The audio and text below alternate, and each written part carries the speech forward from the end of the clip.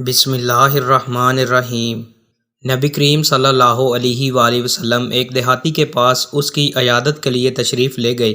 جب نبی کریم صلی اللہ علیہ وآلہ وسلم کسی کی عیادت کو تشریف لے جاتے تو مریض سے فرماتے، کوئی فکر کی بات نہیں، انشاءاللہ یہ مرض گناہوں سے پاک کرنے والا ہے۔ لیکن اس دیہاتی نے آپ کے ان مبارک کلمات کے جواب میں کہا کہ آپ کہتے ہیں کہ یہ پاک کرنے والا ہے، ہرگز نہیں، بلکہ یہ بخار ایک بوڑھے پر غالب آ گیا ہے اور اسے قبر تک پہنچا کے رہے گا۔ آپ صلی اللہ علیہ وآلہ وسلم نے فرمایا کہ پھر ایسا ہی ہوگا۔ رسول اللہ صلی اللہ علیہ وآلہ وسلم نے فرمایا کہ بھوکے کو کھانا کھلاؤ اور مریض کی عیادت یعنی مزاج پرسی کرو اور قیدی کو چھڑاؤ۔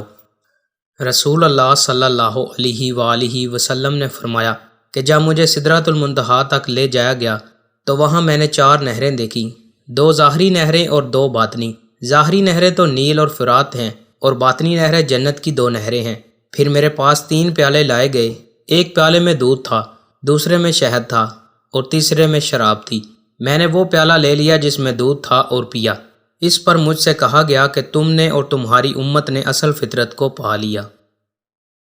دوستو، مزید اچھی ویڈیوز کے لیے چینل کو سبسکرائب لازمی کریں۔ بہت شکریہ۔